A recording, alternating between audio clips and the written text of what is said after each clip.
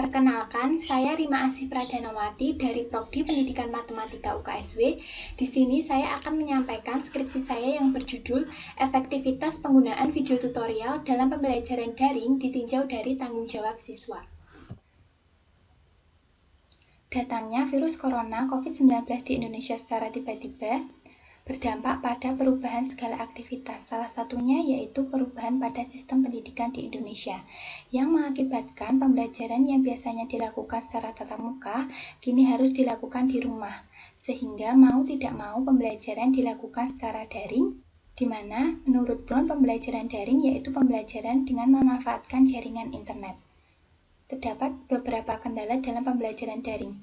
Hal ini disampaikan melalui video conference yang dilakukan Gubernur Jawa Tengah yaitu Bapak Ganjar Pranowo. Diperoleh hasil bahwa banyak siswa yang merasa bosan, stres, banyak tugas, boros kuota, dan susahnya jaringan internet dalam pembelajaran daring. Selain itu, masih dibutuhkannya penjelasan guru juga menjadi faktor kendala dalam pembelajaran daring. Maka salah satu cara yang dapat dilakukan yaitu dengan penggunaan video tutorial dalam pembelajaran daring. Hal ini disampaikan oleh Netriwati dan Lena, di mana video memiliki keunggulan yaitu media yang dapat didengar dan dilihat. Selain faktor eksternal, juga terdapat faktor internal yang mempengaruhi hasil belajar. Salah satu faktor yang mungkin mempengaruhi yaitu tanggung jawab siswa. Hal ini juga disampaikan oleh Adiwioto bahwa diperlukannya tanggung jawab yang besar dalam pembelajaran. Sehingga, untuk tujuan penelitian ini yaitu untuk mengetahui efektivitas penggunaan video tutorial dalam pembelajaran daring ditinjau dari tingkat tanggung jawab siswa. Jenis penelitian ini yaitu eksperimen semu dengan desain penelitian One Group Pretest Post-Test dilakukan di SMA Negeri 1 Ambarawa pada bulan Oktober sampai Desember dengan populasi seluruh siswa kelas 11 SMA 1 Ambarawa. Diperoleh sampel yaitu 36 siswa. Untuk teknik pengumpulan yaitu dengan metode tes untuk instrumen tes, metode angket digunakan untuk instrumen angket tanggung jawab, metode observasi untuk instrumen lembar observasi. Sedangkan untuk teknik analisis data yaitu menggunakan uji hipotesis. Diperoleh hasil yaitu dengan melakukan uji normalitas, terdapat beberapa kelompok yang tidak menghasilkan nilai signifikan lebih dari 0,05, sehingga dapat disimpulkan bahwa sampel tidak berasal dari populasi yang berdistribusi normal. Oleh karena itu, uji statistik yang digunakan yaitu uji non-parametrik dengan menggunakan uji Wilcoxon. Diperoleh untuk keseluruhan pretest post-test yaitu nilai signifikan mendekati 0, artinya kurang dari 0,05, yaitu terdapat perbedaan. Sedangkan pada tingkat tanggung jawab tinggi dan sedang diperoleh nilai signifikan kurang dari 0,05 sehingga terdapat perbedaan. Namun pada tingkat tanggung jawab rendah nilai signifikan yaitu 0,066 artinya lebih dari 0,05 maka tidak terdapat perbedaan.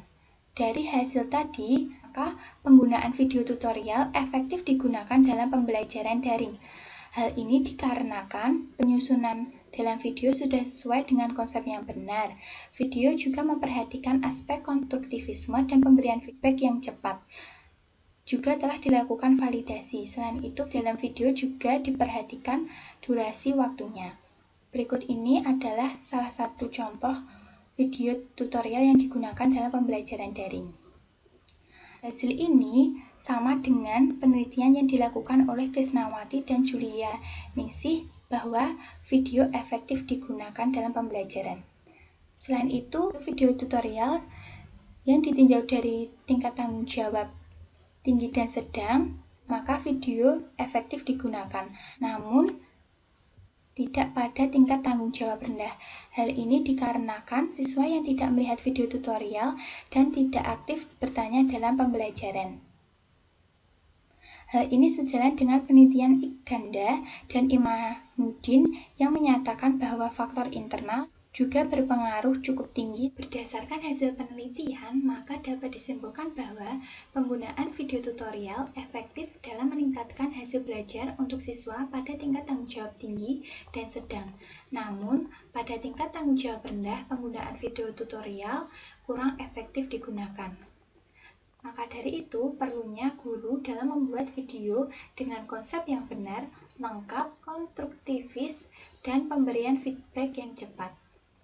Bagi penelitian yang lain, dapat dilakukan penelitian serupa untuk mengetahui pengaruh efektivitas penggunaan video tutorial terhadap faktor internal lainnya, dengan mata pelajaran tertentu dan pada jenjang pendidikan yang berbeda. Berikut ini beberapa dokumentasi pada pelaksanaan penelitian dengan pembelajaran daring. Dan berikut ini adalah daftar pustaka yang digunakan dalam penelitian. Sekian yang bisa saya sampaikan, semoga dapat bermanfaat dan berguna. Jika ada yang ingin ditanyakan, bisa langsung memberikan pertanyaan di kolom komentar.